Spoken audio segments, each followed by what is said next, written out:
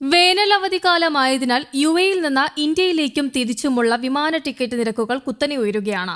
ഈ സാഹചര്യത്തിലാണ് എയർ ഇന്ത്യയും എയർ ഇന്ത്യ എക്സ്പ്രസും വളരെ കുറഞ്ഞ നിരക്കിൽ ടിക്കറ്റുകൾ വാഗ്ദാനം ചെയ്യുന്നത്. ഈ ഓഫറുകൾ പ്രവാസികൾക്ക് വളരെയധികം ആശ്വാസം നൽകുന്നതാണ്. പക്ഷേ ടിക്കറ്റിന് പകുതിയിലേറെ വില കുറച്ചിട്ടും യാത്രക്കാർ മറ്റ് എയർലൈനുകളെ ആശ്രയിക്കുന്നു എന്നതാണ് റിപ്പോർട്ട്. ഇതിന് കാരണങ്ങൾ പലതാണ്. അടുപ്പിച്ച് നിരവധി വിമാനങ്ങൾ എയർ ഇന്ത്യ റദ്ദാക്കുന്നത് ഒരു കാരണമാണ്. മാത്രമല്ല, ജൂൺ 12-ന് അഹമ്മദാബാദിൽ നിന്ന് ലണ്ടനിലേക്ക് പറന്ന എയർ ഇന്ത്യ വിമാനം അപകടത്തിൽപ്പെട്ടതും യാത്രക്കാരിൽ ആശങ്ക ഉയർത്തുന്നുണ്ട്. അന്ന് വിമാനത്തിലുണ്ടായിരുന്ന 242 പേരിൽ 241 പേരും മരണപ്പെട്ടു. പിന്നീട് എയർ ഇന്ത്യ വിമാനങ്ങളിലുള്ള സാങ്കേതിക പ്രശ്നങ്ങൾ ചൂണ്ടിക്കാട്ടിക്കൊണ്ട് നിരവധി വീഡിയോകൾ സോഷ്യൽ മീഡിയയിൽ പ്രചരിപ്പിച്ചു. ഇതും യാത്രക്കാരിൽ ഭയമുണ്ടാക്കാനിടയായി. എന്നാൽ വേഗത്തിൽ വളർന്നുകൊണ്ടിരിക്കുന്ന ഏതൊരു എയർലൈനിനും ഉണ്ടാകുന്ന പ്രശ്നങ്ങൾ മാത്രമേ എയർ ഇന്ത്യ വിമാനങ്ങൾക്കും ഉണ്ടാകാറുള്ളൂ എന്നാണ് എയർ ഇന്ത്യ എക്സ്പ്രസ് വക്താവ് പറഞ്ഞത്.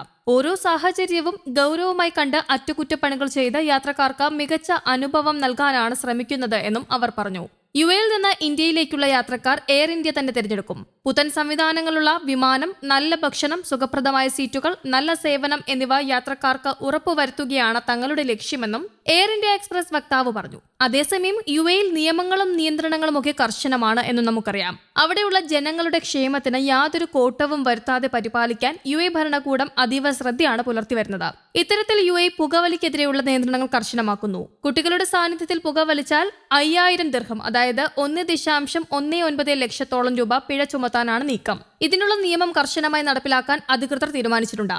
ഇതിനോടൊപ്പം തന്നെ കുട്ടികൾക്ക് പുകയില ഉൽപ്പന്നങ്ങൾ വിൽക്കുകയോ വിൽക്കാൻ ശ്രമിക്കുകയോ ചെയ്താൽ 3 മാസം തടവും 4 ലക്ഷത്തോളം രൂപ പിഴയും ലഭിക്കും.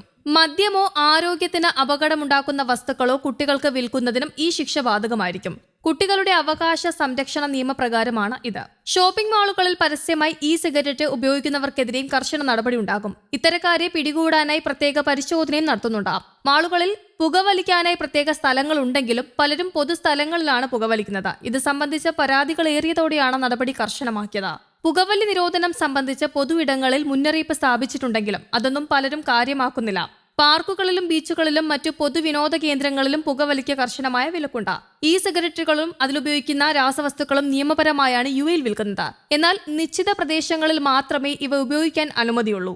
താമസയിടങ്ങൾ, വിദ്യാലയങ്ങൾ, ആരാധനാലയങ്ങൾ എന്നിവയുടെ 150 മീറ്റർ പരിധിയിൽ ഇവ ഉപയോഗിക്കാൻ അനുമതിയില്ല.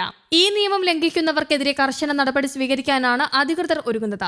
അതേസമയം പ്രവാസികൾക്ക് തിരിച്ചടിയാകും വിധം സ്വദേശിവൽക്കരണം കടുപ്പിച്ച് സൗദി അറേബ്യ രംഗത്തെത്തിയിരുന്നു. ഫാർമസി, ദന്തവിഭാഗം, എഞ്ചിനീയറിംഗ് എന്നീ മേഖലകളിൽ സ്വദേശിവൽക്കരണം നടപ്പിലാക്കുന്ന തീരുമാനം കഴിഞ്ഞ ദിവസം മുതൽ സൗദിയിൽ പ്രാബല്യത്തിൽ വന്നു. മാനവ വിഭവശേഷി സാമൂഹിക വികസന മന്ത്രാലയമാണ് ഇക്കാര്യം അറിയിച്ചത്.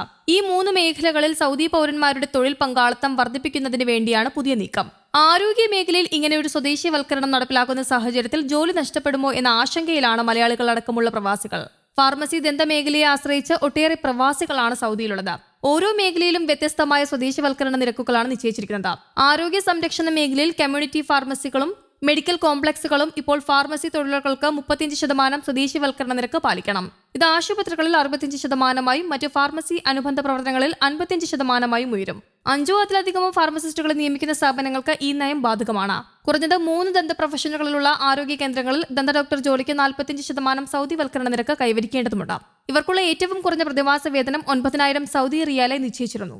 അതേസമയം സ്വദേശിവൽക്കരണം നടപ്പിലാക്കുന്നതിനെ കുറിച്ചുള്ള നടപടിക്രമങ്ങൾ മാനവ വിഭവശേഷി മന്ത്രാലയമാണ് പുറത്തിറക്കിയിട്ടുള്ളത്. News desk, Kerala Kaumudi.